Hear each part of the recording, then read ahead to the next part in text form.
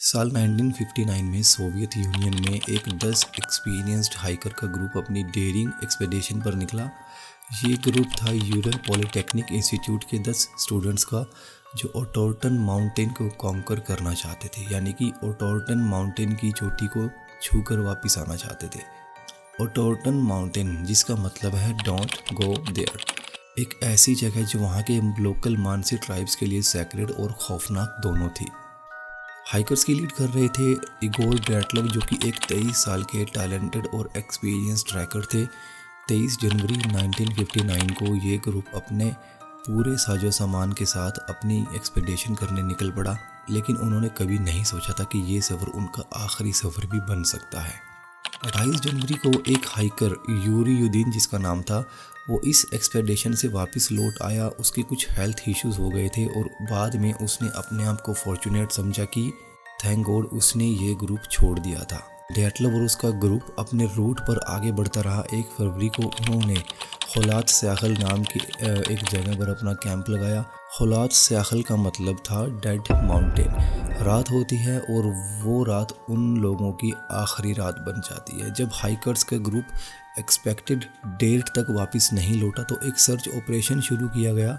26 फरवरी को search team ने जो देखा, वो खौफनाक मंजर देखकर वो हैरान रह गए। जो टेंट उन्होंने लगाया था वो बर्फ़ के नीचे दबा मिला और टेंट अंदर से फटा हुआ था, जैसे कि हाइकर्स ने इमरजेंसी में टेंट को फाड़कर भागने की कोशिश की थी। लेकिन ये इमरजेंसी क्या थी? हाइकर्स की लाशें अलग अलग जगह पर मिली। कोई टेंट के पास मिला बिना कपड़ों के, 2 हाइकर्स स्नो के नीचे दबे मिले जहां पर वो आग जलाने की कोशिश कर रहे थे।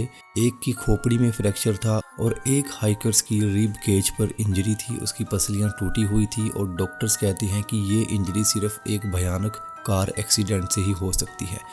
एक हाइकर की आंखें और जीभ गायब थी। कपड़ों पर रेडियो एक्टिव ट्रेसेस मिले और ये सब होता है -30 डिग्री की सर्दी में, जहाँ पर एक इंसान का बिना प्रोटेक्टिव गियर्स के ज़िंदा रहना लगभग इम्पॉसिबल है। जैसे ही न्यूज़ पब्लिश हुई और थ्योरीज़ का सिलसिला शुरू हो गया, जिनमें से कुछ थ्योरीज़ ये थी। सबसे पहले थ्योरी थी एवलांच थ्योरी। कुछ लोग कहते हैं कि एक एवलांच के कारण हाइकर्स ने अपना टेंट छोड़ दिया, लेकिन टेंट के एंगल और स्नो के पैटर्न से एवलांच का कोई प्रूफ नहीं मिला। दूसरी थ्योरी थी पैरानॉर्मल एक्टिविटी। अक्सर लोग इस घटना को एलियन से जोड़ते हैं। सर्च टीम के कुछ लोग कहते हैं कि वहाँ उन्होंने एक अजीब रोशनी देखी थी। और तीसरी थ्योरी की हम माने तो वो थी हमारी मानसी ट्राइब अटैक। कुछ लोगों ने वहाँ के लोकल ट्राइब्स को ब्लेम किया और कहा कि उन्होंने अपनी सेक्रेट लैंड के इन्वेजन होने पर उन हाइकर्स को मार दिया। लेकिन मानसी ट्राइब के लोग बहुत ज़्यादा पीसफुल थे और रिसर्चर्स को कोई ऐसा एविडेंस भी नहीं मिला, ऐसा कोई प्रूफ नहीं मिला जिससे कि वहाँ के लोकल ट्राइब्स को ब्लेम किया जा सके। अब 4th थ्योरी थी मिलिट्री एक्सपेरिमेंट। एक पॉपुलर थ्योरी कहती है कि वहाँ पर यूएसएसआर मिलिट्री कुछ सीक्रेट एक्सपेरिमेंट्स कर रही थी और हाइकर्स उन एक्सपेरिमेंट्स का शिकार बन गए।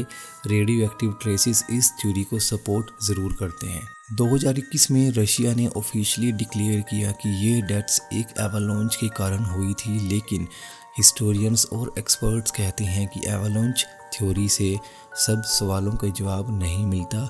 क्या एक एवलांच लोगों की जीभ और आंखें ले सकता है? क्या एवलांच रेडियो एक्टिविटी एक्सप्लेन कर सकता है? तो ड्रैटलव पास इंसिडेंट्स सिर्फ एक एक्सीडेंट नहीं था, बल्कि एक अनसॉल्व्ड चैप्टर बन गया।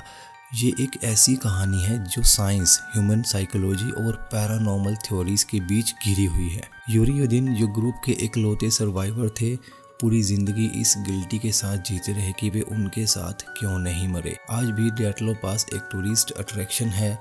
हर साल एडवेंचर सीकर्स यहाँ जाते हैं, लेकिन एक सवाल लेकर लौटते हैं कि उस रात आखिर हुआ क्या था। तो इस बारे में आपका क्या मानना है? क्या ये एक नेचुरल डिजास्टर था या इसके पीछे कुछ और ही सच है जो हम कभी नहीं जान पाएंगे?